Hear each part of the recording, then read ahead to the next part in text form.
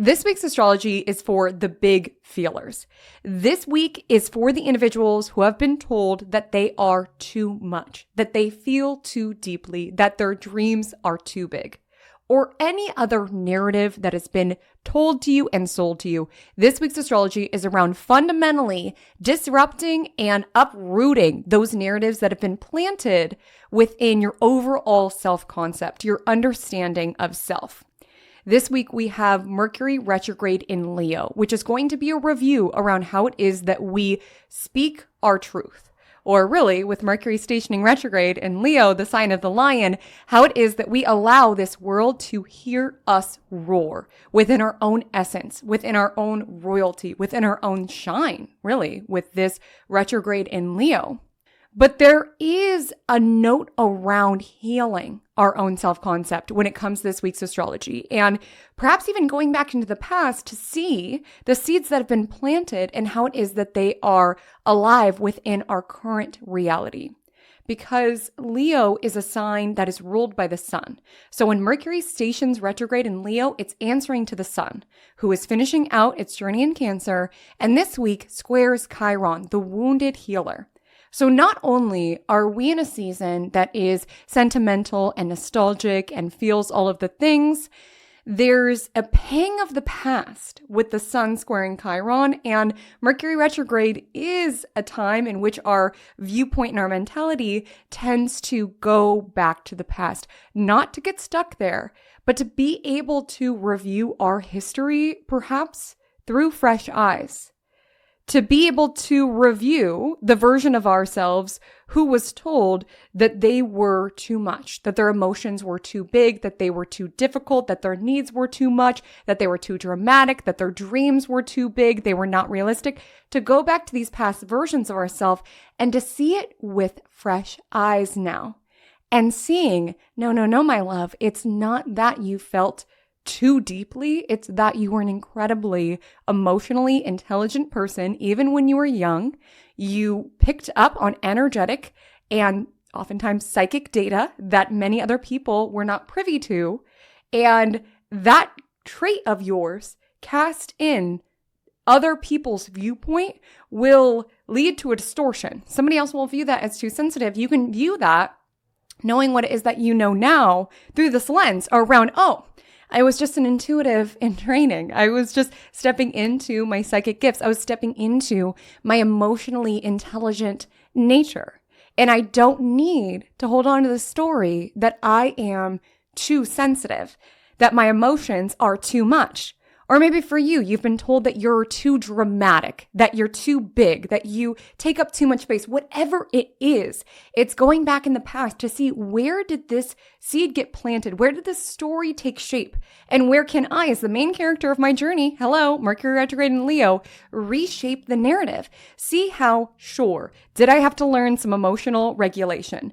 Did I have to learn some strategies in order to ground my big dreams into reality? Did I have to learn that there's a time and a place for certain expressions? Did I have to learn how it is to manage my energetic sensitivity? Yes. But is that inherently a flaw? Is that inherently something wrong with me? Is that inherently a wound that I need to continue to absorb, that I need to continue to take on? No. And so yes, we do have a Mercury retrograde this week. And we tend to think of this time as the sky is falling and the world is ending. But I am a believer in divine timing. I am a believer in the intelligent cosmos and there being a season and a reason for everything, even Mercury retrograde. May we deal with a technical difficulty or two, a traffic delay or two, a miscommunication or 5, absolutely. But Mercury retrograde is meant to be a time to complete the incomplete, to recoup, to recalibrate, to relax, to review what has been ongoing before we pressure ourselves to go on to the next thing and the next thing and the next thing. Because oftentimes when we're so just forward momentum without taking time to retrospect, to contemplate what has been chiseled to get us here, oftentimes we build upon faulty foundation. We're wrapping up Cancer season this week. It's all around, it's the sign of the home. And we have to come back to the foundation that our lives are built upon, especially if we have these narratives running in the background of these prior versions of self or these qualities that we have that other people have deemed as too much or whatever the story may be. Because if we don't address what is happening within the foundation, the entire integrity of the house is threatened. And I don't say that in a scary way. It's that we can't build enough levels to escape the foundation.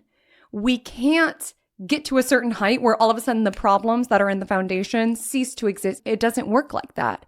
But we tend to think that. We had that Capricorn full moon last week. We tend to think, if I only achieved this milestone, then I won't feel so weird. I won't feel so dramatic. I won't feel so sensitive.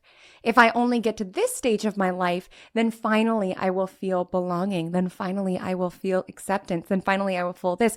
We just keep on building levels, thinking the next stage, the next milestone, the next age, the next season of my life.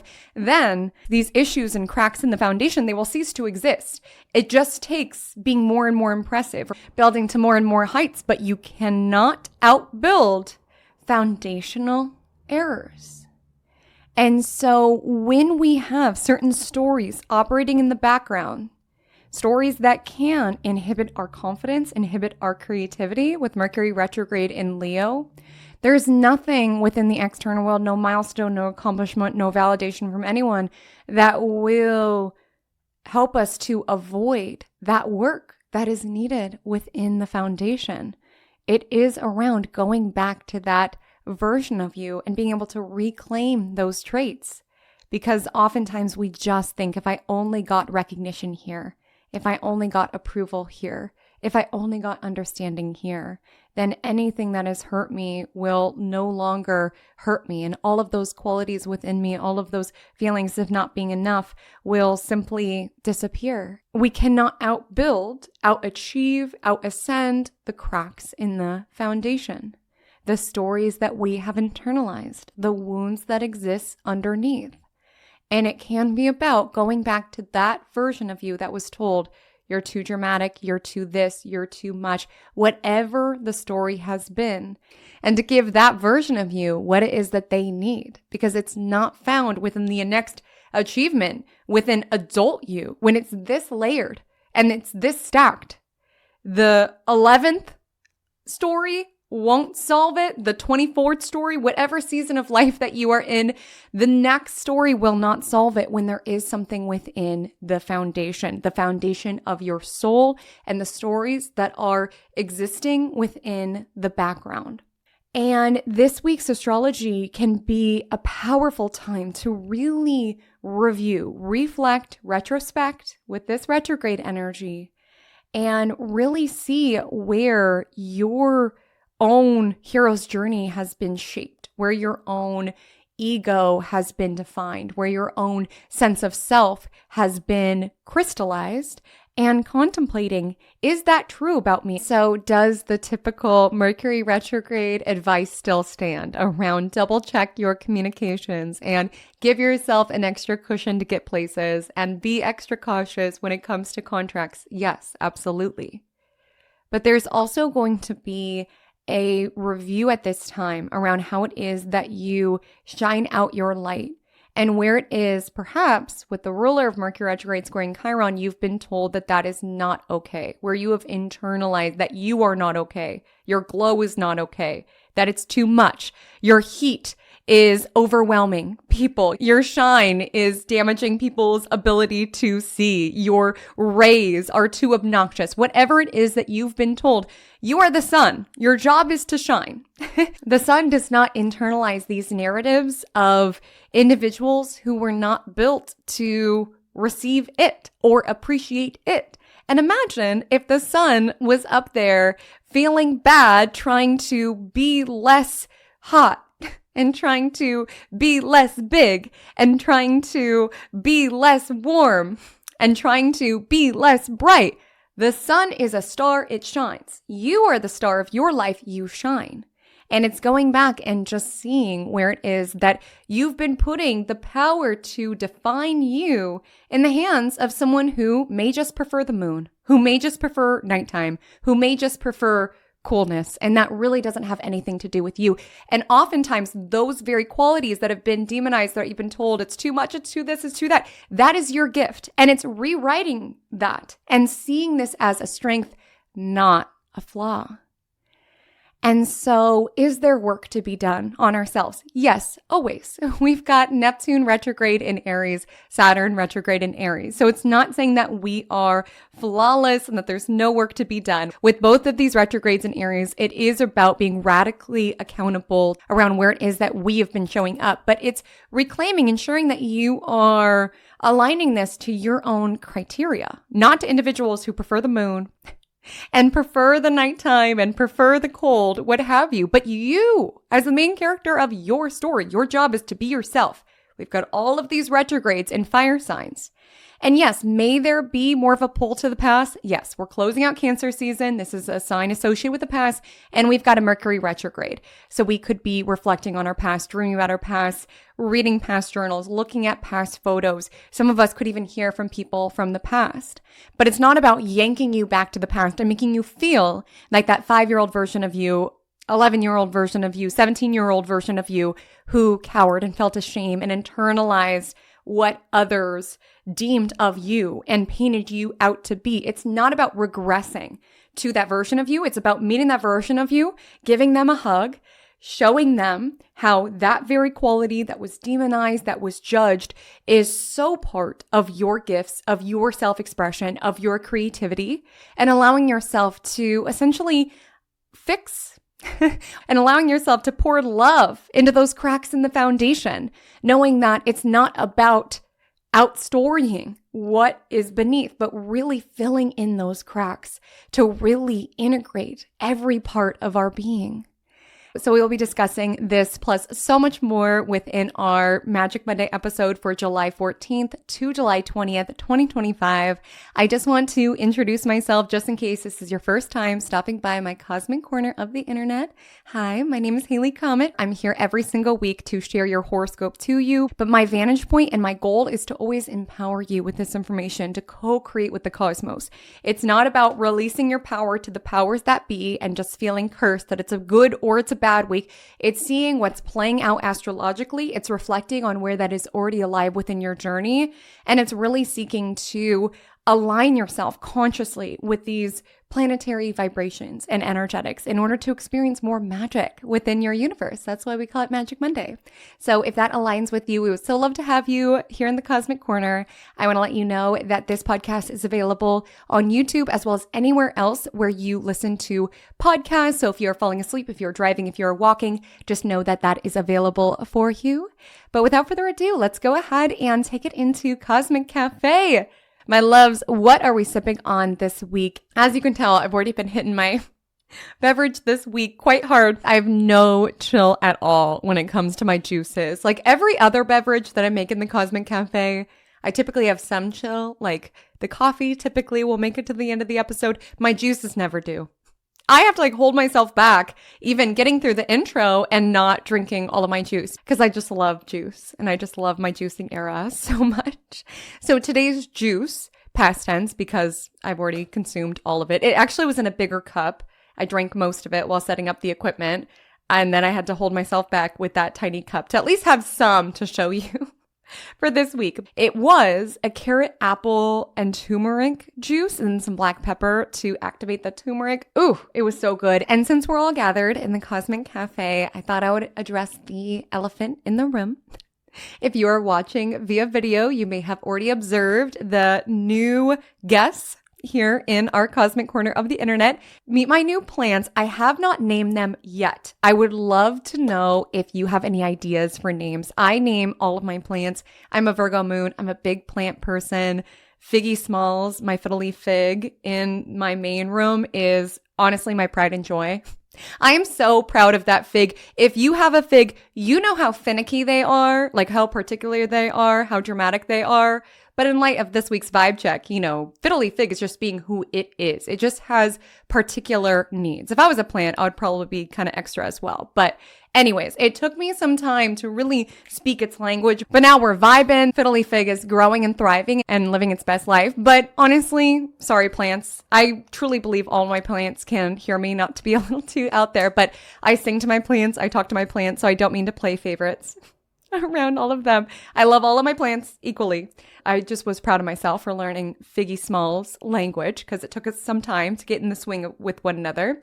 So I would love to know, what are your ideas for some names? You likely can see this one to my right a little bit more than you can see that one. That one just has the little bit of leaves dangling down.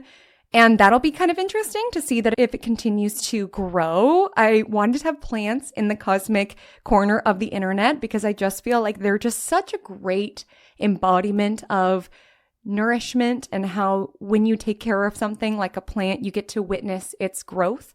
Oftentimes when we pour into our own foundation, right, our own sacred abode, our own spiritual practices, we don't always see the visible and tangible rewards of that growth and of that nourishment. And so I love to have plants around me because it's just a reminder that the care that you pour in, the love that you pour in, like I said, I believe my plants are sentient beings, hence why I talk to them and I sing to them. I am a belief that that care we pour in, that love that we pour in pays off by growth.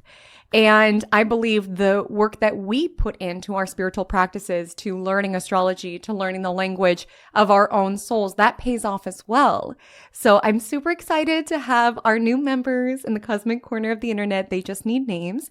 And I do want to give a shout out. I am so sorry that I am blanking on the name, but someone actually emailed me who is a plant psychic and told me that the snake plant that I had here wanted a bigger pot. So I was like, snake plant, you're leveling up in this world. I've had that snake plant for quite a while. So I was like, you know what?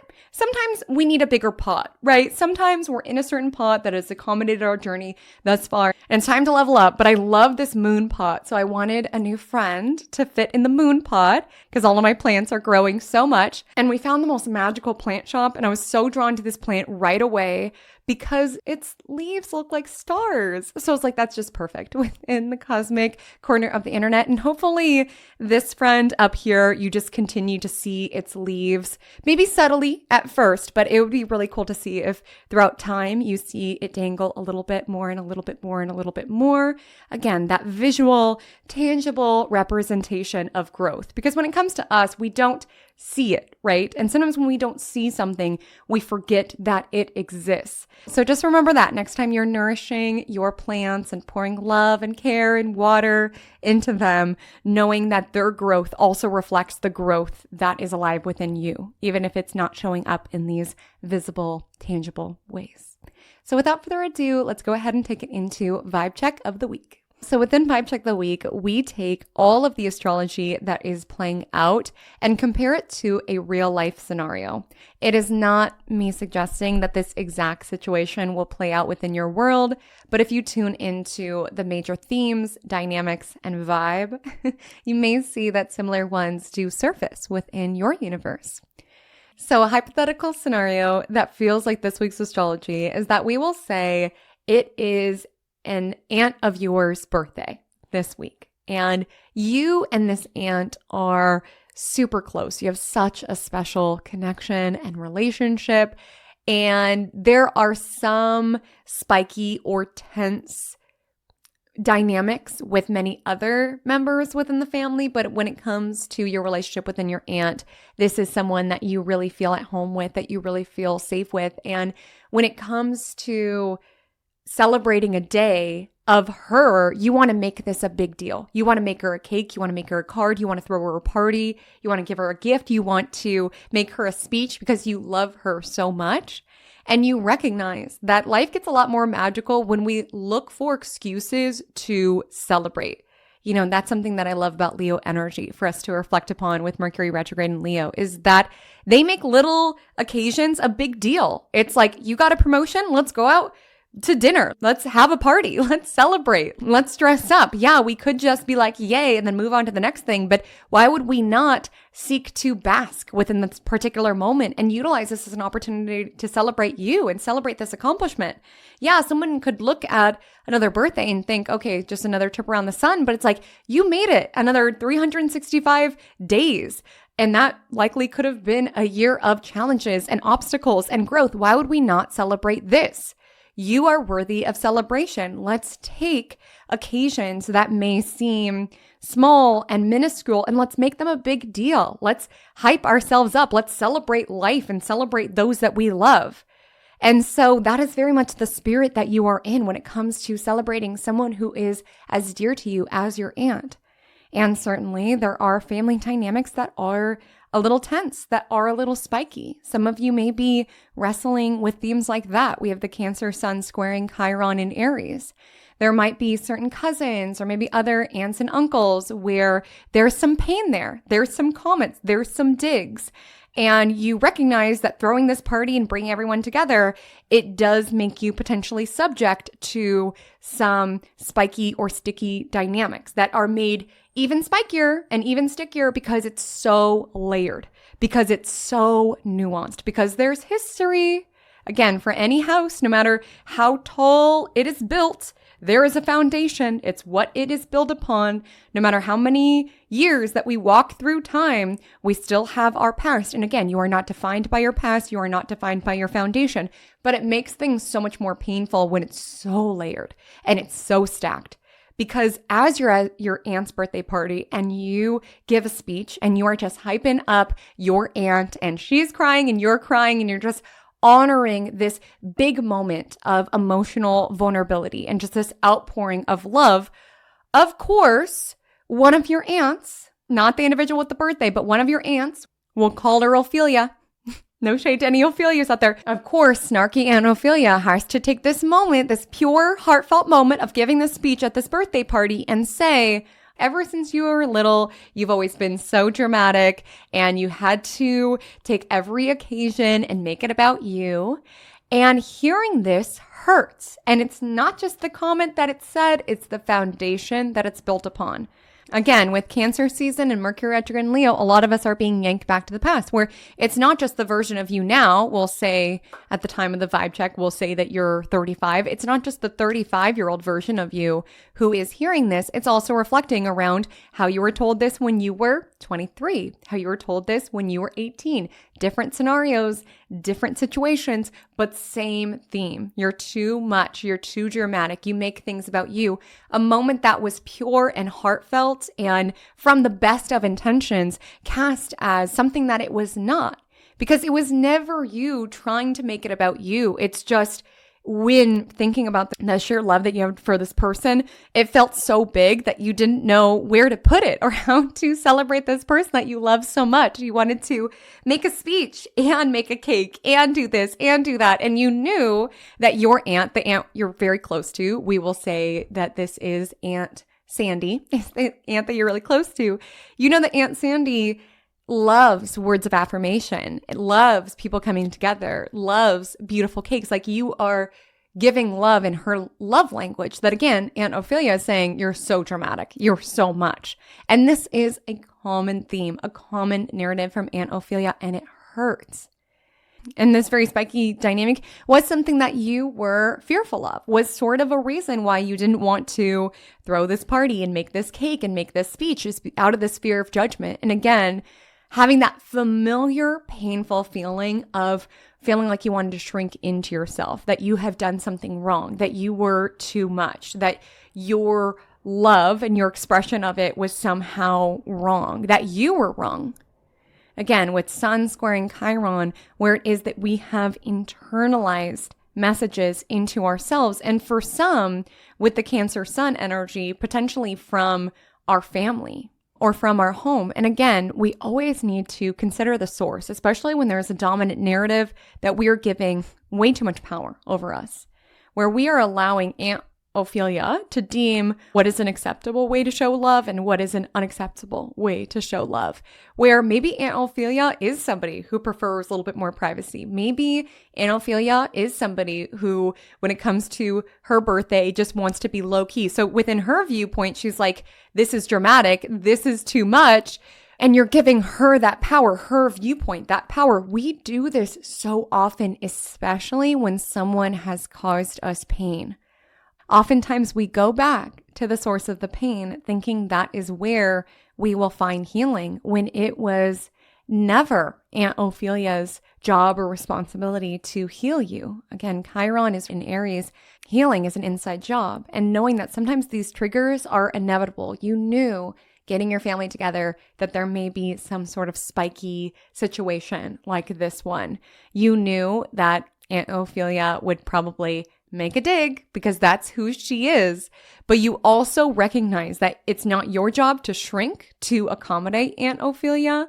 It's not your job to be someone that you are not, but it is your job to go back to that trigger point or what that comment stirred up within you. Go back to that version of you, that 23-year-old version of you, that 11 version of you, all of the past yous where these comments from Aunt Ophelia and similar ones from your classmates, from your friends. Go back to those past versions of yourself to tell you you're okay.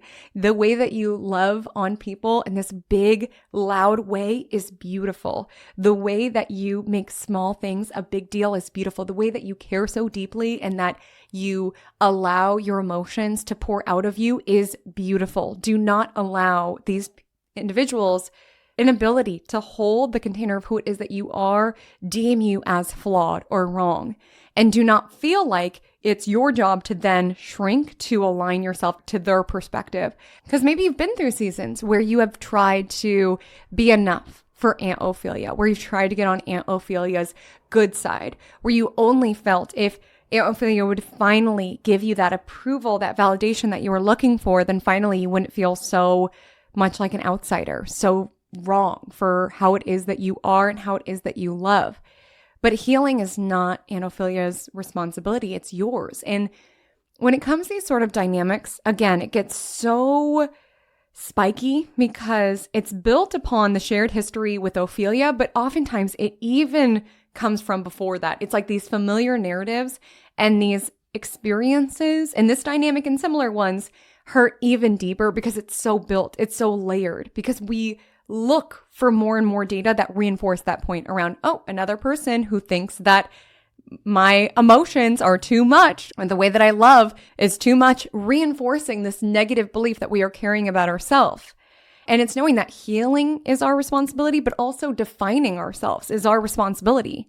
It's not defining ourselves within our haters' criteria. Aunt Ophelia's criteria. You do not need approval or validation from the people who have hurt you. But oftentimes that's what we do because we think that healing is there. Healing is within you and defining you is within you. So at this birthday party, yes, it's hurtful. Yes, it's painful. Yes, you do have this moment where you stomp out of the room. We do have a last quarter moon in Aries this week, which can be a little impulsive sometimes. You have your moment, okay? But you don't allow it to be internalized because you see how overflowed with gratitude your Aunt Sandy is, how much she appreciated your speech, how loved she feels on her special day, and how much she appreciates you for being as you are around that speech was so beautiful, and I was so moved, and that was so profound. Oftentimes, the qualities within ourselves that have been demonized, that have been judged the most, is part of our gift. A wound that I have that I know a lot of the people who come to my cosmic corner of the internet also have is being told that I'm too emotional. My God, if I had a penny for every time that I was told that, I'd have a lot of pennies. Let me tell you that. And I'm sure a lot of you as well. And again, we all have different themes and wounds and stories and narratives, but that's mine. And I'm sure a lot of you can relate to that. And yes, it has had challenges and times where I was judged and times where my emotions were messy because I had not yet learned to regulate, manage, and cleanse my energy. Absolutely. There was a lot of bumps within the journey, but I'm in a place now just as our protagonist arrives to, and I hope many of us arise to, of seeing the history of maybe those messy moments, those painful moments, but seeing I got a gift out of this ability. And that gift is that I am an emotionally intelligent individual. That is that I am somebody who loves deeply and fully and purely. That I am somebody who really strives to see other individuals, to hold space for other individuals. That is a gift that not everybody understands, and a gift that has been judged and demonized within my life and our protagonist of our vibe check's life, and probably your life as well. But it's a gift. We can't take the gift and leave out the challenges and obstacles that it took to mine the diamond that is that gift. Like, the reason you are the way that you are, and you have the gifts that you have, and you have the shine that you have, and you will have the impact that you have, is because what it is that you had to do and what it is that you had to learn to get to this point, as well as how it is that you are meant to operate within this world. It was a gift all along. But again, that gift within other people's eyes, they'll look at that diamond and be like, oh, it's too shiny, it's too hard, it's too this, it's too that. It's a gift. And it's your gift, and your job is to shine it out. And so while there might be painful experiences this week, or even if it's not a painful experience, there just could be something that brings out this ouch. It's not just what's happening on the 27th or the 28th floor. It's how it reverberates down to the foundation, right? It's not just this work issue. It reminds me of this feeling of not being good enough that's been stemmed since my childhood. It's not just about this issue within my marriage. It's this underlying fear of abandonment. A lot of times what's happening in the foundation impacts what's happening on every single story, but we don't recognize that. We keep building up. We think that the solution is in the height, but sometimes it really is around coming back to our roots, coming back to our foundations, coming back to these stories, and how it is that it weaves into our own understanding of ourselves and the shine, the glow, the luster that we give to this world. And so you are being asked this week to hold space. You know, there might be some triggers. There might be some snafus with Mercury retrograde. There might be some technical difficulties. There might be some situations that are new, but bring you back to a familiar pattern, a familiar story, a familiar narrative. And your work is to come back to the foundation, come back to your soul, nourish yourself, nurture yourself, really get to know yourself from the inside out, and really tune into what's going on within my own foundations. How can I be loving to myself and what it is that my life is built upon? How can I trust within the timing of my life with Mercury retrograde? How can I give myself permission to go slow, to halt the progress of building the next story and the next story, to attune to the maintenance of the stories currently, as well as what's happening in the foundation with Mercury retrograde. It is a lovely time to catch our breath, not to pause, not to live in the past, but to see where is it that I can invite in a sensation of spaciousness? Where is it that I can be more and do less? Where is it that I can genuinely hold space for myself as I build, as I ascend? Where is it that I can take time to celebrate, play, and create with Mercury retrograde in Leo? And where can I come back and reclaim my power as the narrative of my own story and the only one who gets to define me? So let's go ahead and take it into our day-by-day analysis. I want to let you know that all times that I mention are PDT, so please adjust to your local time zone if you are located elsewhere in the world. I also want to let you know that there are timestamps below. Should you feel called to jump to a particular day, go back to a particular day, that's an option for you. And let's go ahead and take it to the astrology for Monday, July 14th. So your horoscope for Monday, July 14th. Today, the sun is in Cancer, the moon is in Pisces. This is a sun-moon combo for the deep feelers, the big feelers. And again, there is a powerful thread throughout this week's astrology around reclaiming that, whether the story is around I'm too sensitive, I feel things too intensely, or I'm too dramatic, I'm too loud, I'm too expressive. Whatever the story is, there is an energy of reclamation alive this week. And also honoring how that diamond, that gift, that shine that you have oftentimes was mined from experiences of being misunderstood. I would actually love to have a little Cosmic Corner of the Internet book club and read a passage that deeply moved me from this book. It's called Tarot Original 1909, a book by Sasha Graham. This is what it looks like.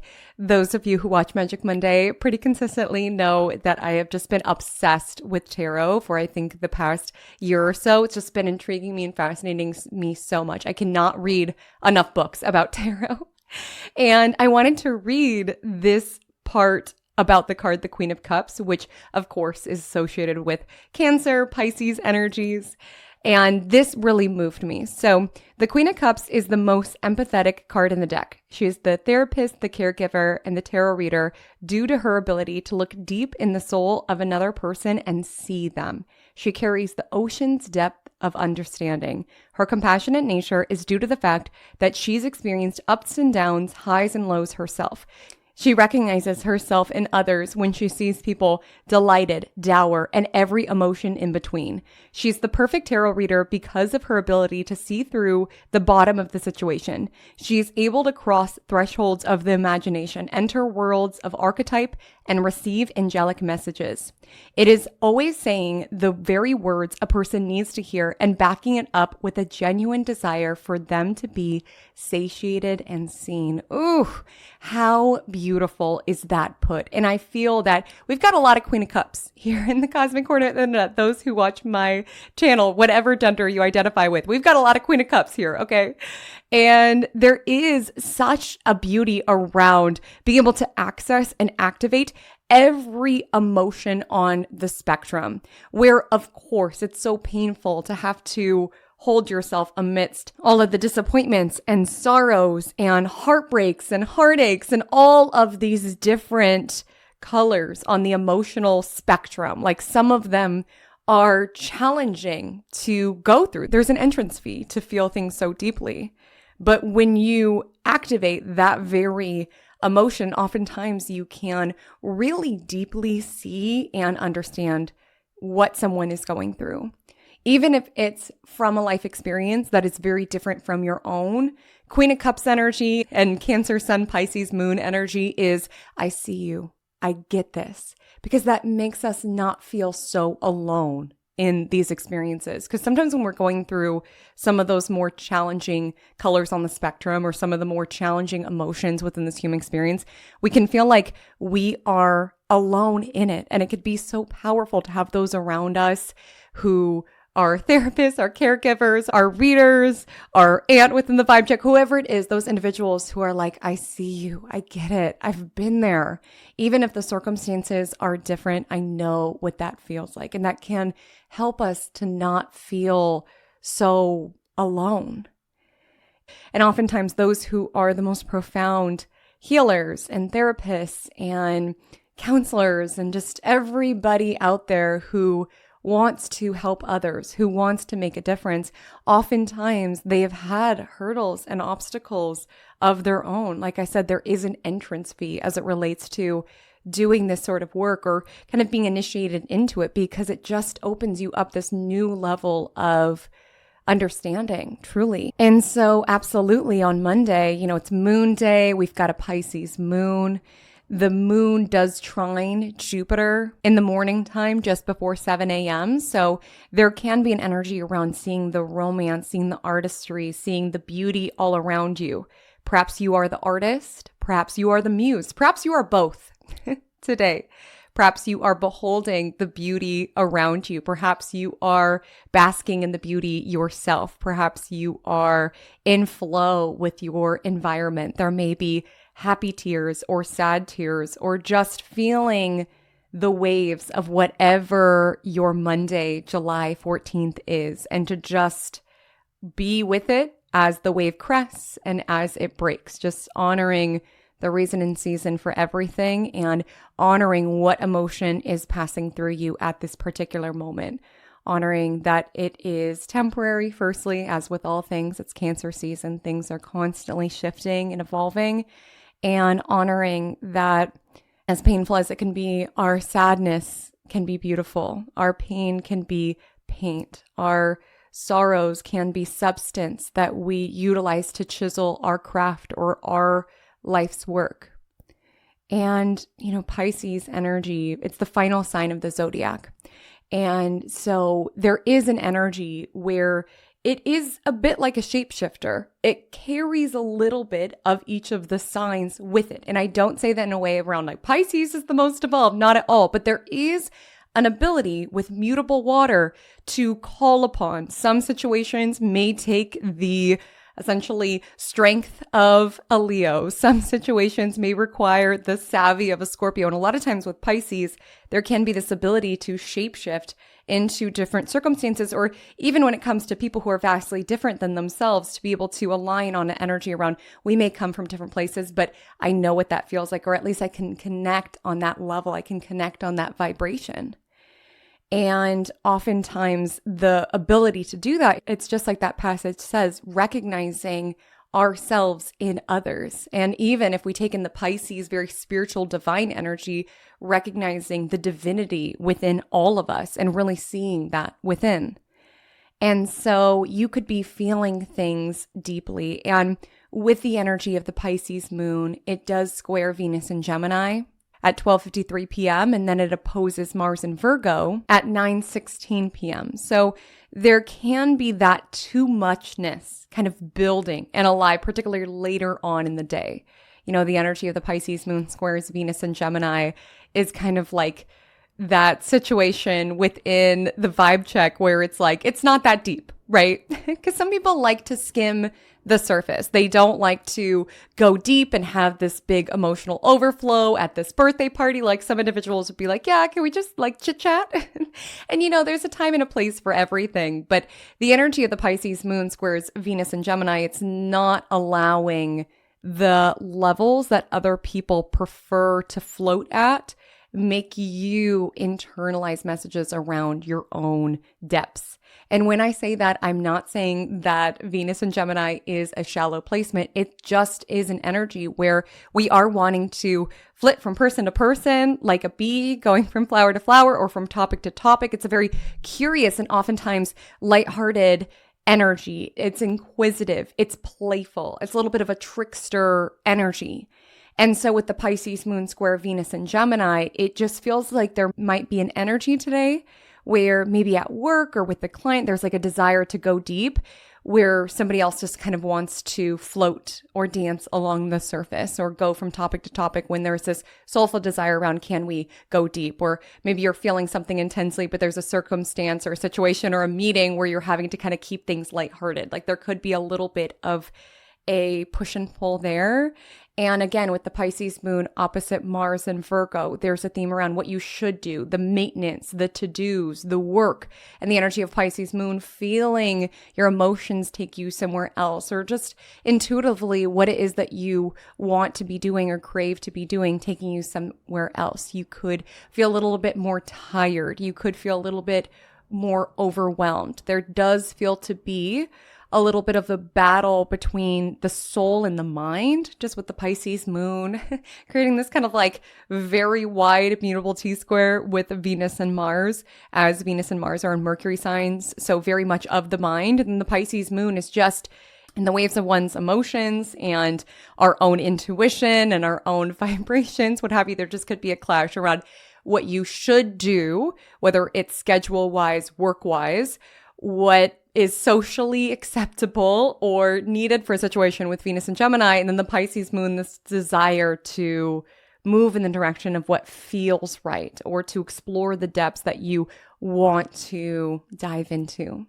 There can be a little bit of a push and pull. And something that I am going to plant here as Mercury is currently getting ready to station retrograde is there is an ask to see the divinity in all things, even the things that don't make sense at this time. We've got Venus and Mars in Mercury ruled signs. Mercury is about to station retrograde and things get a little wonky. Plans get changed. Technical difficulties occur, mishaps happen. And of course, you can feel into the frustration of that, but there is an ask around what would it look like to trust that this will all make sense in time, that what if this canceled plan, as annoying as it might be, what if it is for the best? Or what if this meeting not being able to happen because the Wi-Fi went down? Like, what if that truly is for the best? What if when it reschedules, we see, oh, well, now we're able to talk about this particular item that we wouldn't have been able to talk about had this meeting before, or thank goodness I wasn't able to submit this proposal, even though I was really annoyed I wasn't able to because of this and that. Like, it's hard in the moment to trust in the tides of what's happening, especially if we crave a lot of control over it. But there's an ask to let it go, to trust in the waves of the cosmos, to trust in the waves of all things, to trust if you edit a social media post and it doesn't post because of some sort of glitch, honoring maybe that just wasn't the message that was meant to be put out. If there is a technical difficulty, if something occurs, what would it look like to trust in the tides is the ask as it relates to your Monday. So on Tuesday, we have the moon in Pisces continuing on for most of your day. The closing aspect for the Pisces moon is the Cancer sun trining the Pisces moon at 10:10 a.m. PDT. So again, with the feeling things deeply and intensely, being in your Queen of Cups bag, you might not be in your bag today. And that's okay. You know, when we have a void moon, which we do from 10:10 a.m. to 9:32 p.m., it's just not the most favorable time. You know, when the moon is void, important tasks we must avoid. But of course, in a perfect world, if we all could just ebb and flow with the cosmos and wax and wane with what's happening, we would really get this time to pause and to reflect and to rest and to recharge. Obviously, within our daily lives, a lot of times the responsibilities go on and the to-dos go on. And I would just encourage having compassion with yourself, like that compassion that you pour out for others, also extend that to yourself as well.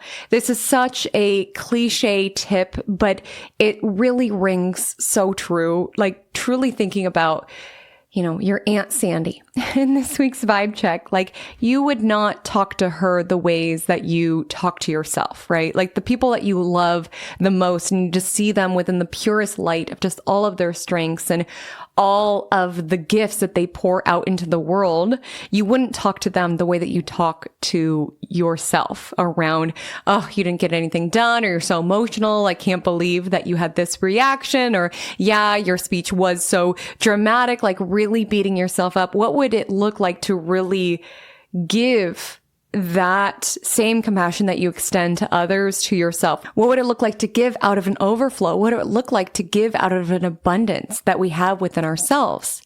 Because oftentimes if you relate to what I shared, or you just have a lot of water within your chart, or you just are somebody who's very much a giver and you really feel for other individuals and you want to do whatever possible to lighten the load of what someone else is carrying, sometimes we can find ourselves in this space of deprivation because there's so much pouring out.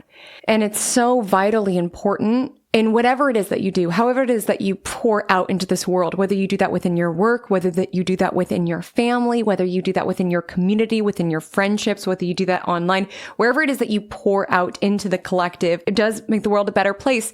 Contemplate what it would look like to give out of abundance, not out of this energy of deprivation or martyrdom, but to give from the space of overflow around I've poured into myself so deeply that I have the space to pour into you. Because oftentimes when you give from that space of overflow, of genuine presence, because you've poured into yourself where you're able to be deeply present and not pulled in by this energy of guilt and obligation and feeling bad and feeling drained and feeling deprived, but feeling like we should and we should and we should.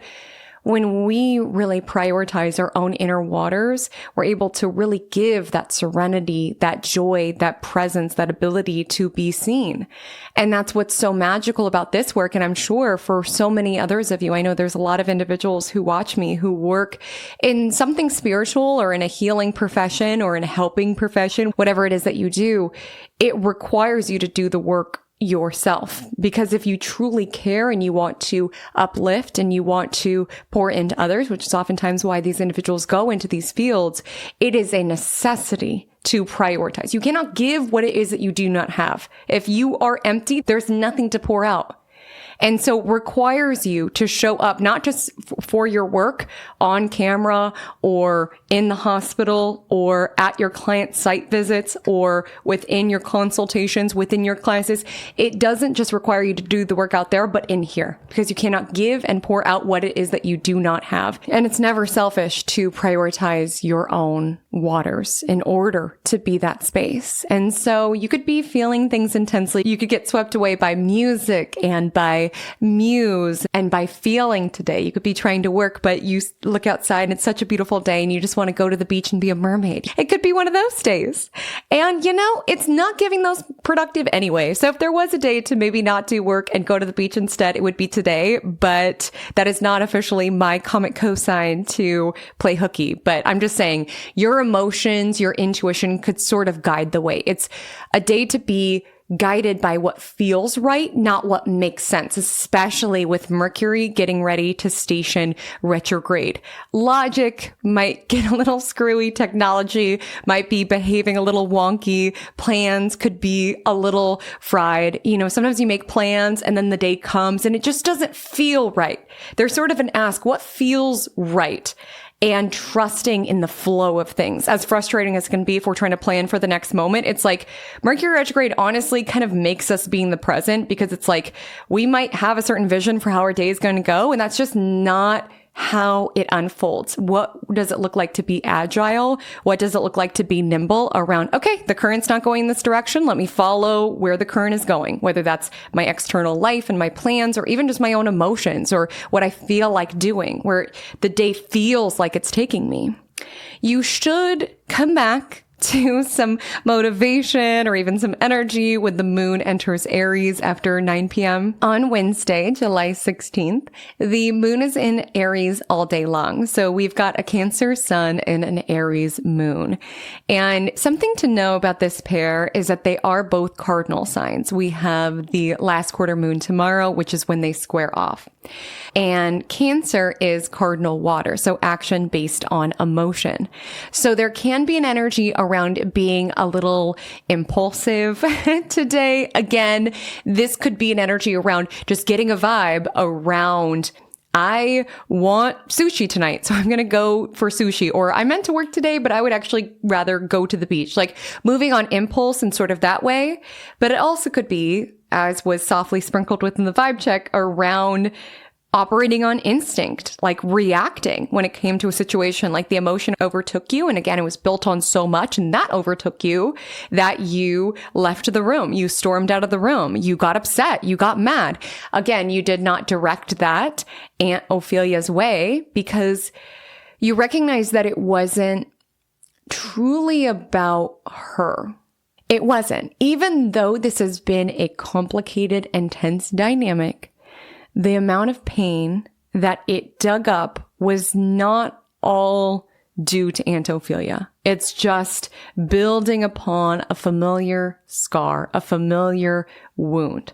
And if we're not conscious of it, it just reinforces it. It tells our brain more proof of why you're too much, more proof around why you're so weird. You're the weird nephew, you're the weird niece at the party who had to have a speech and cried and made it about you. Like if we don't check these narratives, they are reinforced. It's like more proof why I'm weird and I'm different. And that might cause you to not shine, to not be the diamond that you are, the star that you are, to the next celebration where you're really wanting to pour into somebody to think, well, I don't want to be too obnoxious. Like, let me just be nonchalant. Let me not make it a big deal because I don't want to be weird. I don't want to be told that I'm over the top. And it's such a blessing to be around someone who celebrates you in a big way. It's such a blessing to be around someone who will cry with you. It's such a blessing to be around someone who gets excited about the little things, like these qualities that oftentimes are demonized and judged so harshly are such beautiful facets. I would rather that 20 times over than nonchalance, which I'm not coming for the nonchalance out there. I personally love a little chalant. I love when people care. I love when people light up talking about something that they're passionate about. I love when people are expressive. I love when people feel comfortable to illuminate their emotions. I love that. And again, I know that's not for everybody, but if there are elements of yourself that you feel like you've had to frost over or repress or suppress, keep beneath the surface because you've been told that it's too much, that you're chalanting too much, recognize that you are not here to live your life based on the criteria from the nonchalant police. Listen, Aunt Ophelia may want to just navigate life, not making birthdays a big deal and not having speeches and not having happy tears. And that's how she wants to live. And that's not how you want to. And so when we don't check these things for when they happen, which has nothing to do with Aunt Ophelia, again, maybe some of you within the vibe check would call her out. But it really doesn't have that much to do with her. Again, it hurts so deeply, not because it's just a comet, but because it's a comet built upon an entire history of experiences where you've been made to feel this way. And it could be easy to lash out at the person who made the comment or made us feel that particular way. But the work is in your own foundation. The work is in what it brought up within you. Because if you address that, these comments will not affect you whatsoever. And healing is possible. It does occur. And there can be a point in time when a comment that would have cut you deeply years ago now just kind of floats along the surface because it cuts deeply because there's part of you that fears that it could be true. You've heard it so consistently and so persistently that you've internalized it into your overall sense of self, into your overall glow. And when you really know yourself and reclaim your rightful spot to define yourself, you recognize that that is projection coming from Aunt Ophelia. And it just skirts along the surface. It's like, I am just showing love to Aunt Sandy, and this is how Aunt Sandy deserves to be loved. And this comment, just like water off a duck's back, just slides right off. Because I've addressed those cracks in the foundation. I recognize every single time someone told me that I was over the top, every single time someone told me that I was too much, every single time someone told me that I was too emotional was simply somebody who I shouldn't have been giving the power to define me. I define me. They don't define me. So yes, feel your feelings. And if you need a moment, if you need to leave a room and scream into a pillow, if you need a moment just to listen to a song and get it out of your system, Aries moon, it's not meant to be an energy that holds on to things. It's meant to have that fiery expression and to get it out of its energy, not necessarily directed to the source, but sometimes just, I need to go for a walk. I need some space. I need to blow off some steam. I don't want to internalize it.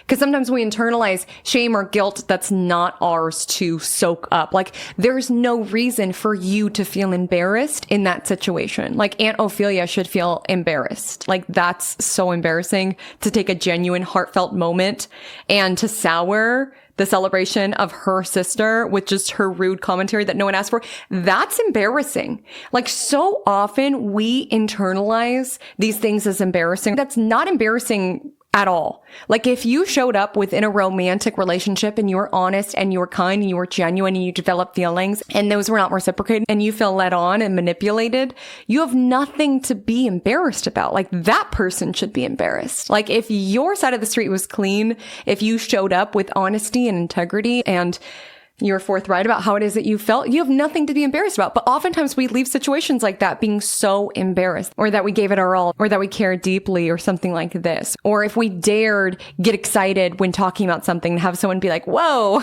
that's like a lot of passion about juggling. Like, they should be embarrassed for souring something that lights you up. Like, these are things that sometimes we internalize. That embarrassment is not yours to take on.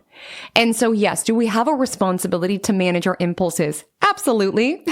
The Aries moon aligns with Saturn after midnight. Reminder, Saturn did station retrograde last week. Make sure to catch up on last week's Magic Monday episode to learn more on that. We do have a responsibility to manage our emotions, to not go with the immediate impulse. Like, your first impulse at that birthday party might have been to put Aunt Ophelia's face in the cake, the beautiful cake that you decorated for Aunt Sandy. Like, the first impulse is not always the right impulse. Like, sometimes it's important to honor what you're feeling around. Okay, I'm feeling angry. I'm feeling upset.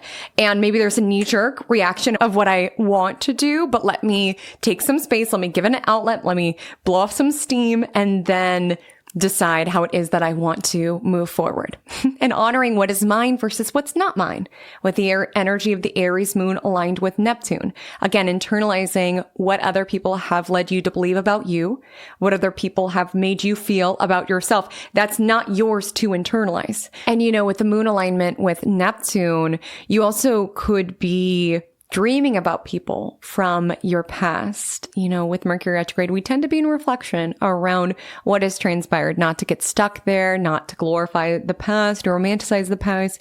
Sometimes our mind just digs up dynamics that may feel unresolved.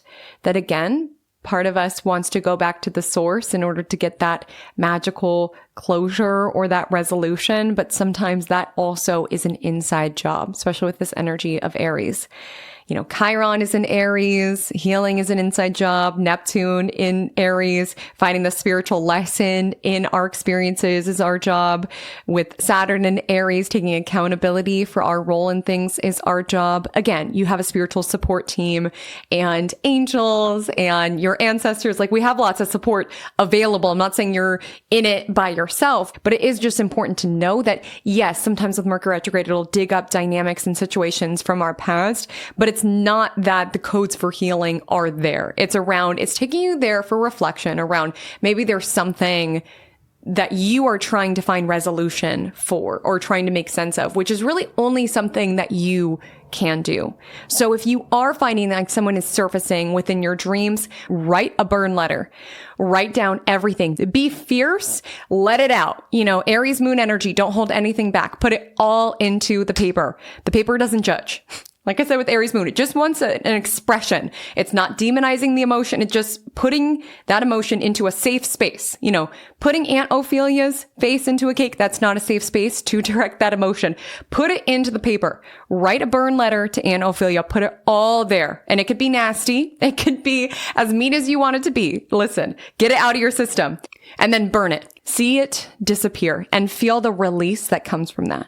And then write a letter of appreciation to yourself. Dear self, I love how much you care. I love how you spent your day off making a cake for someone that you adore. I love that you wrote a speech and rehearsed it because you just so wanted this individual within your life to feel loved in the language that she receives love. Like, I love that about you. Write a letter of appreciation for yourself after you do a burn letter. And you also know when it's time to cut a cord with someone. Again, if you're dreaming about them, or even just if you find yourself very mentally fixated on the situation, like over and over again, just like brought to the situation, you're like, why? That typically is indicative that there is a cord. So I'd also say it can be helpful to cut cords.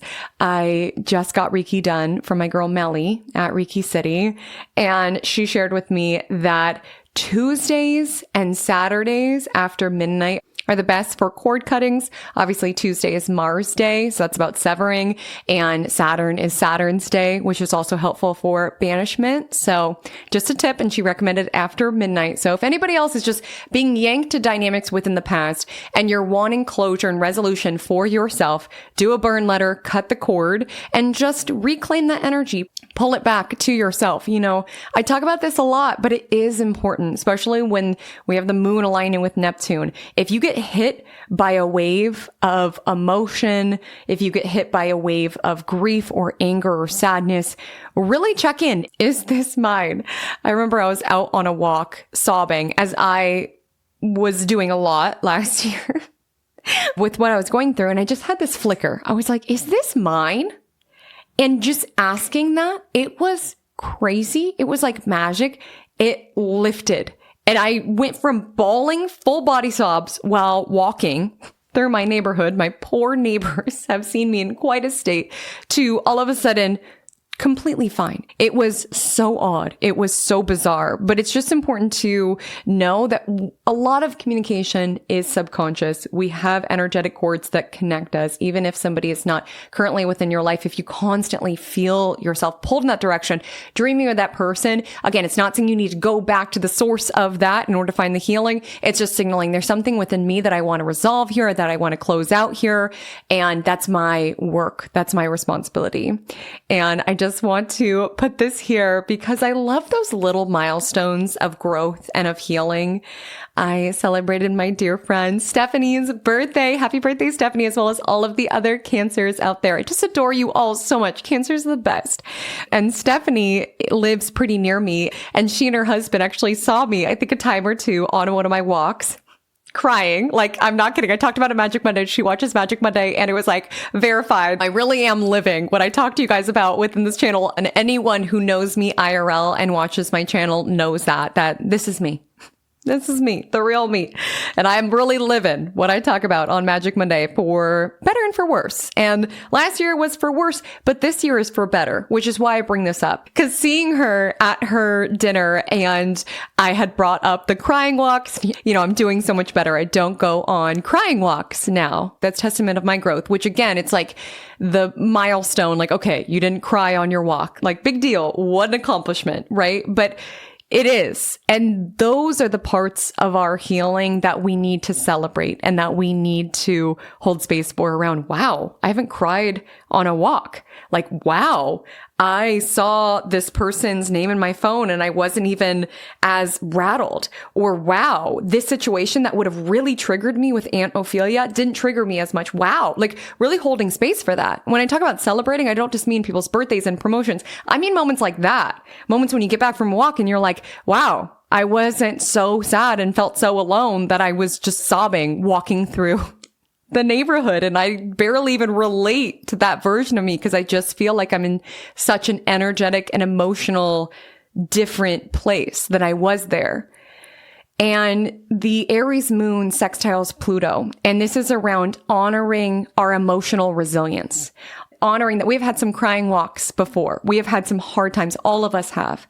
And it's so powerful to recognize how it is that we do get better, how it is that we do get back up, how it is that we are resilient, how it is that we keep going and remembering that. And I just want to say, if you are having a year like the year that I had last year where you get me on the crying walks, listen, I've been there. I get you. And it does get better. The Aries moon squares off with Jupiter in Cancer midday. So there can be this energy of overdoing. And then the Aries moon sextiles Venus and Gemini that evening. There could be an energy of biting off more than you can chew. Keep in mind, Mercury stations retrograde tomorrow night, PDT wise. And so it's wise to under schedule, to try not to pack your schedule to the brim or dive into things impulsively without knowing what's in the water, so to speak.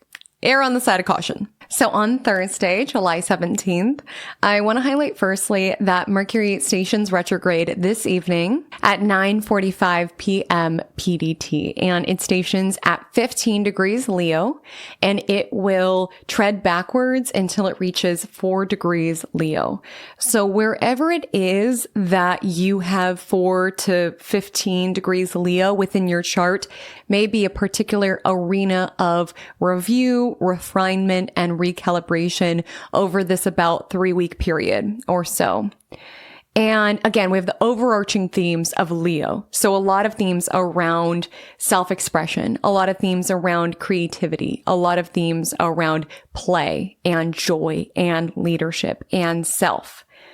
And when it comes to communication, because of course that's going to come up with Mercury retrograde, it's in a fire sign. We've got Saturn and Neptune and Chiron also in fire signs. We enter a fire sign season next week. And fire is very connected to these themes of honesty and being very honest and authentic with who we are and very much speaking our truth. And so with Mercury retrograde in Leo, it also could bring a nudge around what have I been suppressing and for whose benefit? Where have I been quiet and who is benefiting from my silence? Or where have I been restricting or making myself smaller in order to make other people more comfortable? That's also what I love about Leo energy is that certainly the shadow side of this sign can sometimes be self-centered or what have you, but literally they're ruled by a luminary that's in the center of the solar system. So yeah, they are in the center. They are. Just is. But regardless, there's definitely a shadow side when it comes to Leo energy. But Leo in its best expression is around arising to your own greatness and inspiring others to arise to theirs as well. Where in all honesty, it is kind of an insult when we suppress our own greatness in order to make other people more comfortable. Because basically what we're communicating is, I don't think you have it within you to fully own who it is that you are and the greatness that is within you. So I have to dim my light to make you more comfortable because I don't believe that you have that light within you. We all have a light to exude. We don't do anyone any favors when we try to dim ourselves, to make ourselves smaller. Arising to your greatness inspires other people to reach for theirs as well. And so there might be also a nudge around where it is that you are trying to make yourself smaller or using your words to communicate what other people want to hear rather than what your truth is. Uranus is in Gemini. Your mind is your own. Your words are your own. Your truth is your own. Mercury is retrograde in Leo now. Your roar is your own. Let them hear you roar. And sometimes our truth is not convenient, but it doesn't do us any good to hold on to things and to let them simmer and fester beneath the surface, to keep it suppressed. I'm not saying you have to crash out to the person and let them know everything on your mind. Put it in a burn letter. Like, allow your truth to be expressed, because then you're validating to self, you are worthy of being heard. You have a voice that is worthy of being heard. You have a roar that is worthy of being heard. And it's also really asking who your silence is benefiting. Again, sometimes we internalize shame and embarrassment that is never ours to internalize. If someone mistreated you and then you feel embarrassed about it, you feel like you have to keep the ways that they mistreated you and abused you and demeaned you, you have to suppress that. You have to internalize that. You need to keep that. Absolutely not. That's not yours to hold on to. And I'm not saying you need to say to that person, but what I'm saying is put it in a burn letter, scream, cry, get it out of your system. So many of us get silent. We keep it within and we wonder why it keeps cycling back up, cycling back up. It's cycling up to be cleared out. But sometimes we reinforce it around, well, it's not safe to fully feel this or to express this. So I'm just going to push it into the shadows. It's the foundation of the house. It's not going to do any damage. I mean, we can't even see it. Right? Things that we cannot see can be very real and impact a lot of what it is that we experience. And so I am not implying that all of us need to scream and yell from the rooftops around how people have mistreated us or used us or whatever it is, but it's knowing that this is not your shame and embarrassment to hold on to. And even just naming that could be so powerful around, I return this. This is not my shame. This is not my embarrassment. And you were the perpetrator in this. Again, I could take accountability for my role in whatever the dynamic is. This, of course, differs from person to person. With Saturn retrograde in Aries, I could take the spiritual value of what unfolded, what transpired with Neptune retrograde in Aries, but this is not my shame. And I'm naming that and I'm giving it back. I'm putting in this burn letter and I'm giving it back to the universe because it's not mine. Because when we internalize this and we reinforce it and we reinforce, I'm bad, I'm flawed, I'm too much, I'm this, I'm that, it makes us smaller.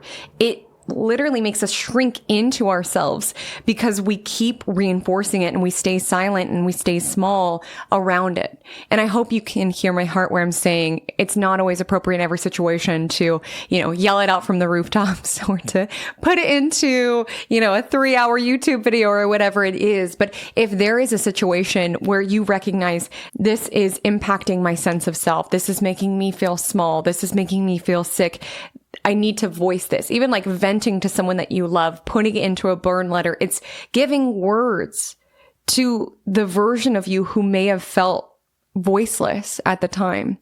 Because maybe some of you, old stuff is cycling up for healing.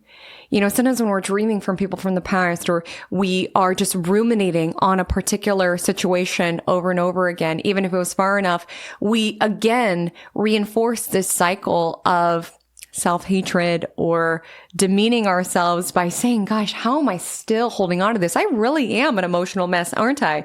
Like adding to the hurt, adding to the pain, you being hurtful to yourself, when in all actuality, it's coming up because it's like, hi, there's still something here. Not that it's about that person, that situation entirely, but there's something around that might be linked to something within your foundation, your trauma, your past, your internal beliefs and narrative, your attachment style, whatever it is. There's something about that wants to be healed, that wants to be cleared out. That's why it's coming to the surface. And sometimes just naming it and pouring into the cracks in the foundation, not feeling like we have to fix that situation or go back to that person to find the source of healing. And so it's not judging yourself if there are reoccurring dreams that come up, if there's loop patterns that are coming up. You know, something that was a diamond, if you can call it that, of what I went through last year is that it taught me a lot about trauma, which again, I would not define trauma as a diamond in and of itself, but I'm privileged enough and blessed enough to say that before last year, I'd never had a traumatic experience that affected me as profoundly, like to such an extent that I needed tools to understand what was happening to me because it was so out of the norm of what I was accustomed to. I completely froze and shut down. My behaviors were like somebody else were doing them. Like I was so disconnected and disassociated from myself and my behaviors and why I was choosing certain things. Like learning more about trauma and how that affects a person really helped me with the tools in navigating that. Because when it comes to traumatic experiences, a lot of times it does not make sense. We do behaviors that are bad for us, that lead to more hurt and more pain. We feel like the antidote is what caused the hurt. We oftentimes internalize the harm that somebody else has done, feeling like it was something that we did or something that we caused or that we created. We think of the shoulda, woulda, couldas around, did I not do this enough? Was I too this? Trying like crazy to reclaim any semblance of power within a situation. So thinking about what we could have done differently in order to prevent that and avoid that, because it gives us at least some sense of autonomy over a situation that really autonomy was utterly stripped. And, you know, this is me speaking about what I went through, and trauma ranges so far and so wide and so vast. And it's not just about the harm that was inflicted. It's about what it did to our nervous systems, to our bodies, to our brains. And it really does change you. It changes your brain chemistry. And that was something that I never realized until last year, until I lived through it. And it really unlocked this whole new level of empathy when it came to my clients, when it came to my work here on this channel, understanding that. And again, I feel so blessed and so privileged that it wasn't until, 30 years old that I had an experience that scarred me that deeply. But I am grateful not for the experience, but what it taught me and the new level of depth and care that I'm able to pour into this space and this channel because of what I learned from that. And I mention that just because a huge theme, especially in what I went through, was just like the obsessive ruminating thoughts. Again, just trying to mine all of it for data because it doesn't make sense. Like you go back and you just think about it over and over again around, well, why would this happen? And why did this occur? And what did I do that made it like this? And you just go over it over and over and over again. It's a labyrinth. It's a loop. You get absolutely nowhere. You can't stop thinking about it, talking about it. You're just obsessed with it, even though it just creates more and more pain with every loop of it because you're trying to make sense of it. Your brain can't understand what has transpired. And so oftentimes something about trauma is that it just like brings it up to the surface because our brain is always trying to find resolution. And it's like something that can feel very unresolved. And this is not overnight work. I've been vocal here on this channel that for me, what was really helpful was EMDR. I actually did finish EMDR. Yay! Growth happens, healing happens. We love it because I was open on this channel how I almost gave up because it was so hard. But it does happen. You do get to the other side. And that would be a tool that I would recommend for individuals who are going through it. At least it was helpful in my case. All of our situations are different, but it just felt important to name here just because Mercury is retrograde in Leo and then the sun squares Chiron. So there just could be pangs of past traumatic experiences and potentially kicking off certain mental loops of rumination and obsession. What did I do wrong? Or was I to this? Or was I to that? Again, we want that sensation of ownership over our experience. We're just like clinging desperately for a sense of power, especially if it's been stripped from us, that we look for something that we could have done to prevent it or something that we could have done differently because we feel so out of control over what transpired. And sometimes it's powerful to name around that was somebody else's misdoing. That was somebody else's poor decision. That was somebody else's pain that made them react in that way. Like, I don't need to internalize that, and I don't need that to shape my narrative moving forward. It just felt relevant to mention, and especially with us closing out Cancer season, Cancer is a sign around the past. So it can deal with traumatic experiences from our past or even like generationally ancestry pain that continues from generation to generation. Again, sometimes that's how things layer and stack, where it hurts, yes, what's showing up now, but it hurts even more knowing how that's been weaved within my lineage or within my ancestry, what have you. Like, it's just important to know the unseen dynamics that infiltrate so much of our life. And it's not that these things define us, but it just asks to bring consciousness to it and to where it is that we've internalized pain and suffering that was never ours to keep or to hold on to. On Thursday, we do have the last quarter moon in Aries, and Aries is the sign of self. Again, it can be a little impulsive at times, but it comes back to yourself and your fieriness. And this clash could surface around who it is that you've been in the past versus who it is that you are in the present. Aries is a sign that is alive. It's raw. It's passionate. It's fiery. And it's important to know, especially if you find yourself in reflection of the past, like it's important to know you don't live there anymore. Like come back to your body, come back to the sensation of aliveness. And if there are contemplations of family dynamics, we'll say, Aunt Ophelia's mother talked to her that way and her mother talked to her that way. And this is just like inherited, right? Patterns of responses of diminishing the joy that you had sharing love to Aunt Sandy, because that's not something Aunt Ophelia feels comfortable expressing herself because it's what was modeled. And sometimes things go so far back. And the moon in Aries is around coming back around my family line does not define me. Of course, they're part of me. It's a foundation that I came from or that was built upon, but they don't define me. I define me.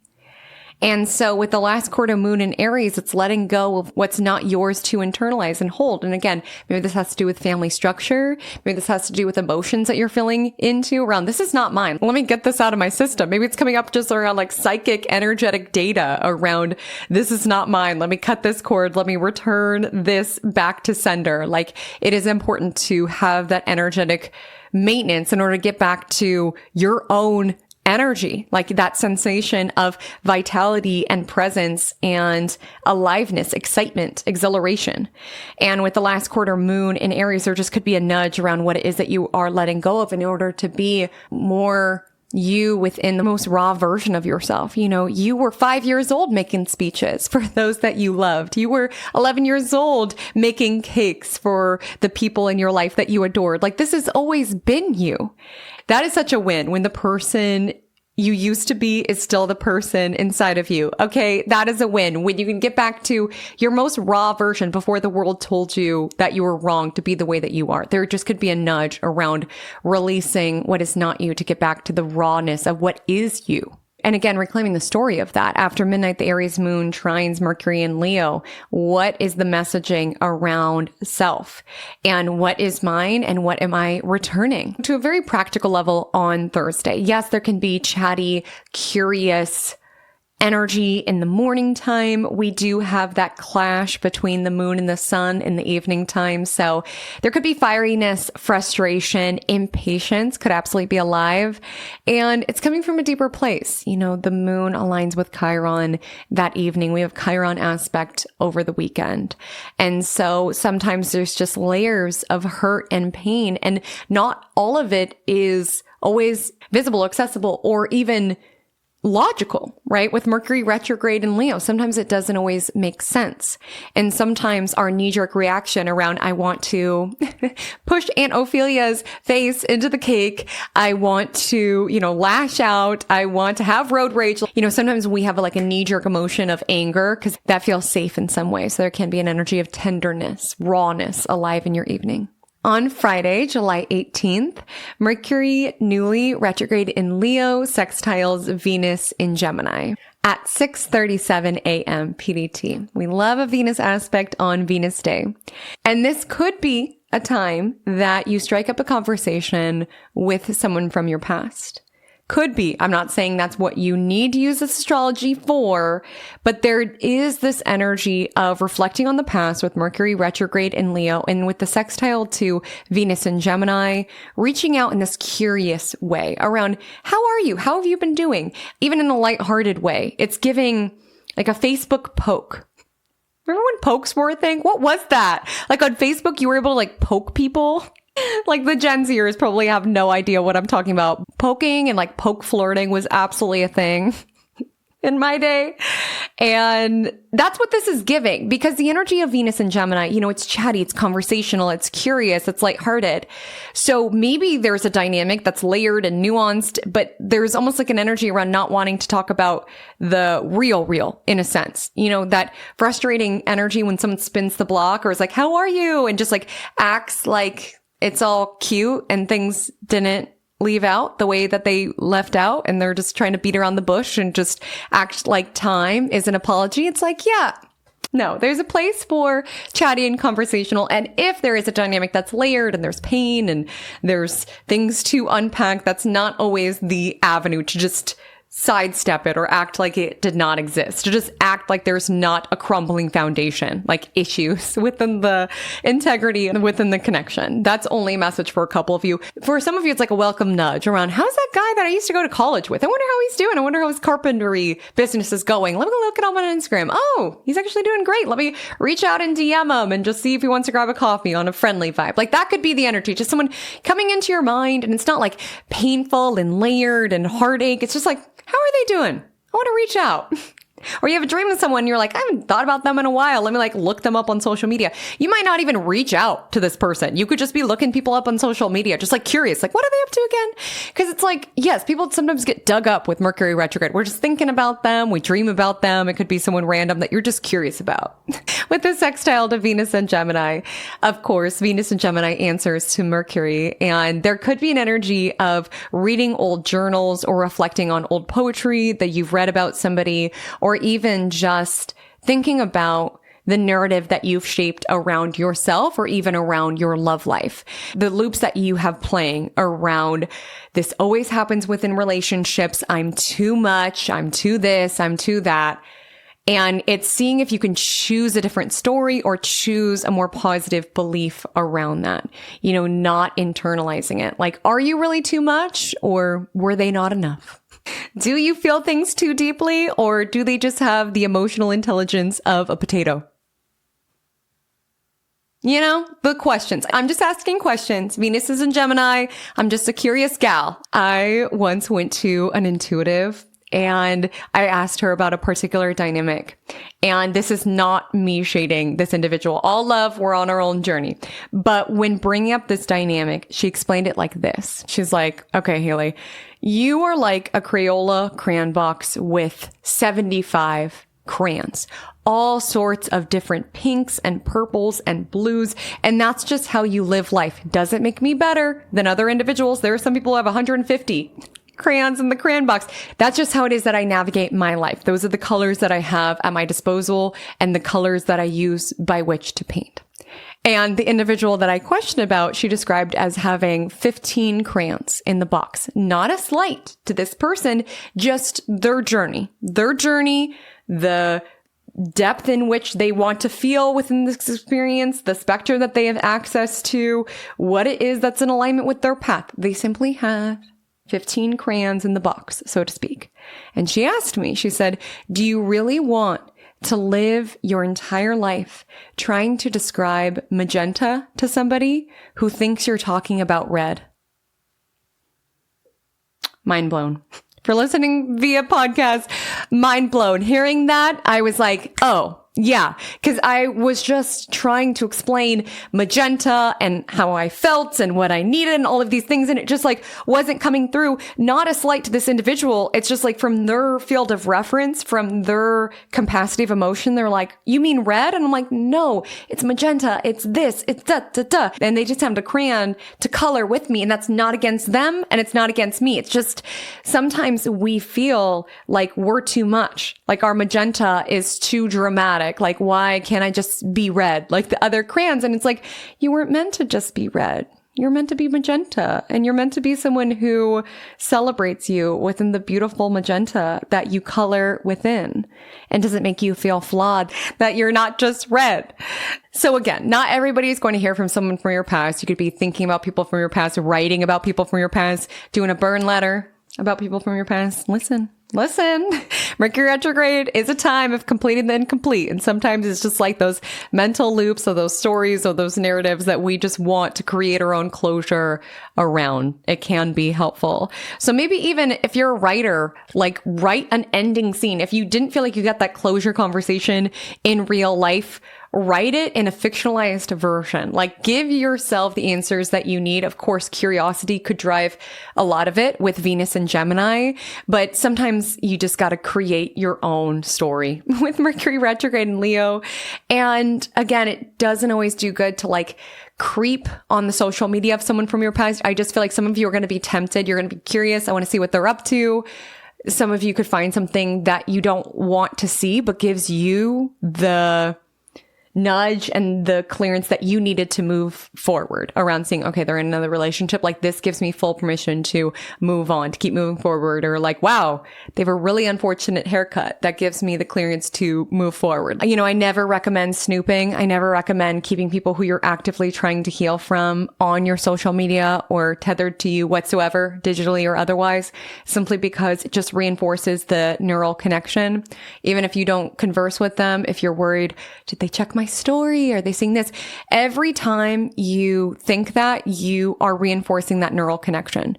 And even energetically, if we think about this from a cord perspective, every time we send someone energy, we're reinforcing, we're making that cord stronger and stronger and stronger. So if it's genuinely someone where you recognize this is not good for me, this is not someone that I can continue to have within my world, this is not someone who's going to allow me to be the magenta that I am, that's where it can be helpful to, you know, give yourself your own answers. Don't go curious looking to their social media unless you're ready to potentially see something that hurts you, and reinforce that neural connection and find the answers within yourself to genuinely move forward. Other uses of this: great writing day, great day to look at your copy on your website or around your branding, how it is that you market yourself, refine it, trim down the language. Mercury retrograde is a great time to handle projects that are like 85% done, where it's like done, but could it benefit from another spell check? Yes.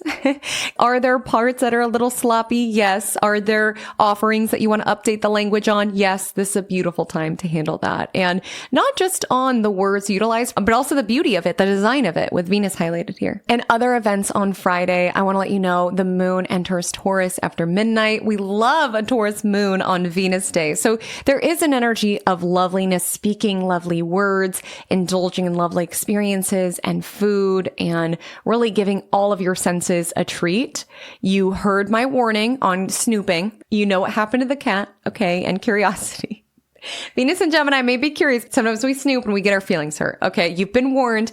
And the reason I say that is because the Taurus moon squares Pluto, which sometimes can be this energy of possessiveness. You know, Taurus is an energy that has to do with possessions, things that are ours. And sometimes even if we do not want the person, we do get territorial, seeing them happy with someone else or with their weird haircut with someone else. Like there is an energy around mine. And even if that does not resonate, there just could be an energy of emotional intensity, fears of security, even fears of survival. A helpful affirmation today would be, I am safe. And again, with Mercury sextile Venus, consciously choose words of love and peace and harmony, not just for yourself, but also send that out into the world. With moon square Pluto, you could be really pulled into these intense places around the fear that is alive currently and the suffering that people are going through. And again, you can feel it, you can hold space for it, but it's like consciously seeking to send love and peace to those who are suffering, those who are undergoing challenging circumstances. Also just being conscious, like seeing where to seek and replace a negative thought with the positive thought. And this evening, you might feel more inclined to stay at home. You know, we are in the waning crescent moon now, and we've got a Taurus moon, Cancer sun, cozy combination, especially with the Taurus moon sextile Jupiter in Cancer around 4 p.m. So you might be enticed to make a charcuterie board and drink some delicious wine and have a blanket on the couch if you're somewhere that's cold, or have a popsicle if you're somewhere that's warm. Just like indulge in something nice and something pleasurable to whisper sweet nothings to a loved one with Mercury sextile Venus, or write someone a love letter. On Saturday, July 19th, I do want to let you know in the morning time, we have the Cancer sun squaring Chiron in Aries. And this has been spoken about all throughout our Magic Monday episode. These codes of healing, these codes of reclaiming, these codes of naming, these codes of de-shaming. If that's a word. Sorry, I just got carried away with the rhyming of it all. Just this energy around acknowledging what hurts, what's painful, and again, how we've built our sense of self around that. Sun has to do with our ego and our identity.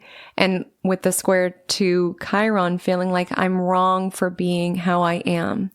My family always tells me I'm too this, or I'm so this, or I should do more of this, or I'm not this. And we internalize it. We repeat it. We allow it to define us. Maybe it doesn't even have anything to do with family. It's just like a layered theme from the past that's within you. Maybe you relate to what I shared earlier around being told that you're so sensitive your whole life. You're so sensitive. You're so sensitive.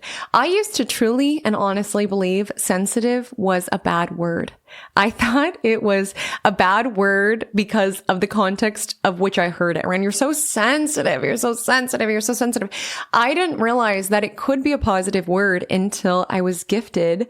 It was an amethyst necklace. I don't know if it was a birthday or what, but it described the qualities of Pisces, my sun sign. And one of the words it said was sensitive. And I remember feeling offended. I was like, why would they put this on this necklace? Like, why would they be mean to me on this necklace? Typical Pisces. I'm like, everybody's mean to me. But I was like, why?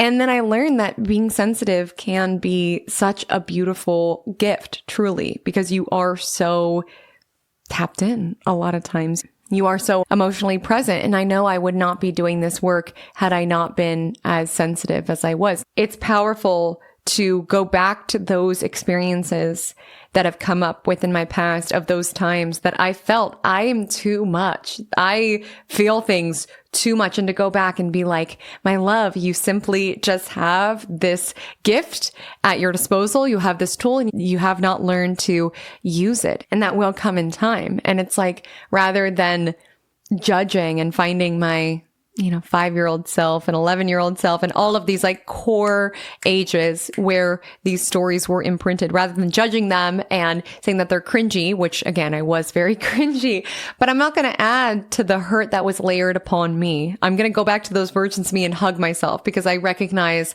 like, oh, my love, you felt this so deeply and so intensely, and you felt so unheard. You felt so judged. You felt so this. What would it look like to wrap this version of me with compassion rather than with more judgment, with more blame, with more internalizing of these painful messages, these painful narratives?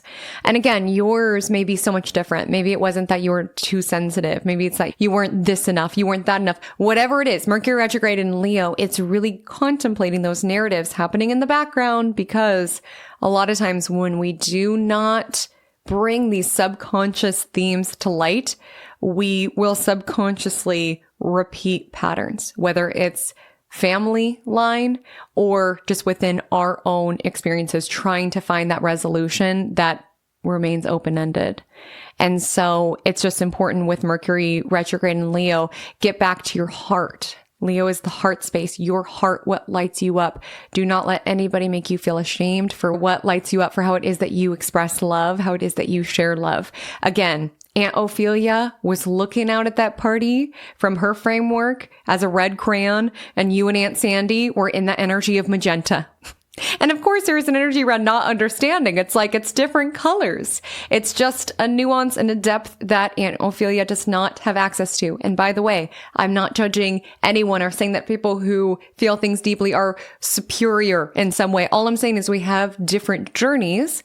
And so it's not internalizing messages of someone who is on a different journey and has different crayons in their box. And just knowing your past does not define you. You made the decisions that you made with the knowledge that you had at that point in time. You did the things that you did because of the pain that you were undergoing. Hug that version of you. Give that version of you compassion. It does not define you. We all have moments that we are not proud of within our journey, but you more than anyone understands why you were part of that behavior, why you made that decision. You know the pain that went into it. You know, a lot of times hurt people. And so it's important not to layer hurt upon hurt or add insult to injury by self-hatred and beating yourself over and over again. Just having compassion, having understanding, but knowing that it's your responsibility moving forward with Saturn retrograde in Aries to do better. And so it's forgiving yourself. And the best apology is change behavior. And oftentimes when we keep things in the darkness, we act like the foundation isn't there or like the past didn't happen. Oftentimes that's when things continue to build and stack and layer. And there's issues on the 18th floor of this building that is due to the faulty foundation. And it's like, well, just keep building and avoid it. It's like, it's all built upon it. It's not ignoring or denying the foundation, but knowing the foundation does not define the building. It just can impact many elements of the building. And so it's not letting things from the past define you or keep you in a loop of self-hatred, beating yourself up, or defining yourself from where it is that you feel not good enough, from where it is that you have been hurt. You know, great day to eat a yummy meal. We've got an exalted moon. It's also a waning crescent moon, so there can be a nudge around wanting to clear out stuff, again, clearing out emotions, knowing it's safe to let go. Like I said, with Taurus energy, sometimes this could be holding energy, accumulating energy, possessing energy, and just knowing like it's safe. It's safe to let go. It's safe to release. There could be a little bit of a battle between the head and the heart. Taurus moon will square Mercury in Leo at around 3 a.m. But overall, with the Taurus moon trining Mars in Virgo around 8:30 a.m. and the Taurus moon sextiling the Cancer sun that evening before midnight, it does feel like a productive day, but a day that you also take time for pleasure and enjoyment and laughter and good food and connection. Not just what it is that you did, but how it is that you felt. On Sunday, July 20th, the moon enters Gemini in the wee morning hours, promptly aligning with Uranus. So you could change your mind about something. You know, yesterday we had that Taurus moon squaring Mercury in Leo. This could be butting heads energy, pride energy, stubbornness energy. And today could be an energy where you just have a different perspective. It just gives an energy where like maybe you were in an argument with your partner over something and you both felt really strongly about your positions yesterday. Then today you wake up and you're like, actually, I'm down for that. The thing that you were like vehemently defending the day prior, you're like, actually, I've had a change of heart. I've had a change of mind. You know, it happens, right? Invigorating the new perspective with Uranus and Gemini. If it's not that, you could just have a spontaneous desire to learn something new, connect with someone new. Again, there could be spontaneous communication in some way. And when I say this, I'm not saying a long heartfelt letter around you're the one who got away and an apology and all of the words that you've been waiting to hear. It just feels like an energy around someone who like spins the block or reconnects and just acts like nothing ever happened. Which is like, okay. And that's why it's so important not to put our healing on hold, waiting for that apology or waiting for that closure conversation, because sometimes we're just waiting for something that's not coming. And I think Saturn and Neptune in Aries is around taking responsibility of our own lives. And again, not responsibility for what has been done to you, but responsibility for how it is that you want to move forward. And maybe even with the moon on Uranus, there's a new perspective on an emotion, seeing something differently, rereading an old journal and seeing, oh, that was just some guy. Have you ever had the some guy revelation? Like if there's been someone that you've like crashed out about and then you recognize your prefrontal cortex develops and you're like, wait, that was just like some guy, or that was just like some girl. That was just like some person that I knew. Like I was giving them so much power, because that's what sometimes trauma bonds can do, or just people who we've built up to feel like this is the person who's going to give me healing or approval or validation, is we put them on this pedestal. And then we reach a point in our journey where we're like, oh, that's just one person. And I overemphasize their role within my life and their capacity to give me what the inner child version of me was craving due to what this connection brought up. But sometimes you just like wake up and you really are over it. You really are like, that is just one person that I was giving all of this energy to. Like that is just one Aunt Ophelia, that I was obsessing about how she didn't approve of me and she was never impressed by my successes and what have you. Like that is just one person. Like, why am I giving Aunt Ophelia the power to define me? Like Aunt Ophelia does not have that much power with my journey. And maybe you're there, maybe you're not there. You know, with the Cancer sun squaring Chiron, some of us could feel in a little bit of a tender, raw place, but know that day does come where you're just like, oh, I'm actually over it. Or actually, that is just something that I went through. Actually, I have a perspective shift. Also, some of you could just receive a download or even just like a spontaneous nudge. You had a certain idea of how you want to spend your Sunday, and now you're like, actually, I'm going to do this. Or there could be storm, weather disturbances, technological difficulties that forces you to change plans in some way. Make the best of it. Keep a positive attitude. The Gemini moon will sextile Saturn and Neptune in Aries. And then before 8 a.m., the Gemini moon trines Pluto in Aquarius. So we have the power to reinvent our stories. We have the power to rewrite the narrative. We have the ability to redistribute our energy or our plans. And so it's just remembering that and seeing wherever possible you can pick a better thought or pick a more supportive story or relief of yourself. So my loves, that is our week. Our Magic Monday mantra of the week is, I write my own story.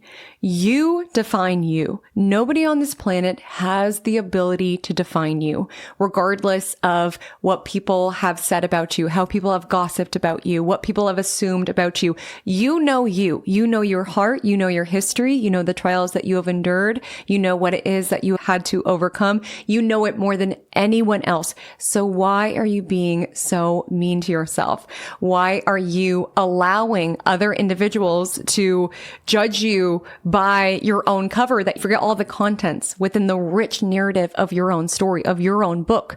You know the book within, the depth within, the richness within. You wrote it. Don't allow other people's judgment of the cover, what they see of you, to define you. You define you. And with Mercury retrograde in Leo, it's going back. Where were these seeds planted? And how have they continued to grow and fester into other elements of my life? That's the thing. When it comes to life, things are not so neatly sequestered. Oftentimes, that same desire for approval and validation that made you so hungry in your interactions with anophilia around, tell me something nice, tell me I'm accomplished, tell me I'm this, tell me I'm that, that also plays out within your work, within your friendships. Like, these things are not isolated incidents. A lot of times our pain points and our triggers, they surface in many arenas of our life, in many stories of the home, right? The foundational issues surface. And so it's knowing that how you have been harmed, what has hurt you in your life is not your fault, but how it is that you build forward, that is your responsibility. And it's important to see yourself the protagonist within your story. You are the hero within your journey. The hero does not give up when they meet their opponent. No, they believe in their journey. They believe in their heart. They believe in their narrative and their story. They are not defined by the ways they have been ostracized and misjudged. And you are being asked this week and beyond to do the same when it comes to your story and when it comes to your narrative. So my loves, that is our week. We will have our emoji of the week. If you did make it to the end and you are on a platform where you're able to comment, we will say the emoji of the week is duck. I don't know. It's what's coming through. I mentioned water off a duck's back earlier. So we're just going to have the duck emoji below or utilize the word duck within a sentence. It's just a little game that we play every single week that lets me know that you watched to the end. This was a long one, but I just so enjoyed flowing with you all as we close out Cancer season. I'll see you again, same time, same place here in the cosmic corner of the internet. But until then, drink lots of water and stay magical.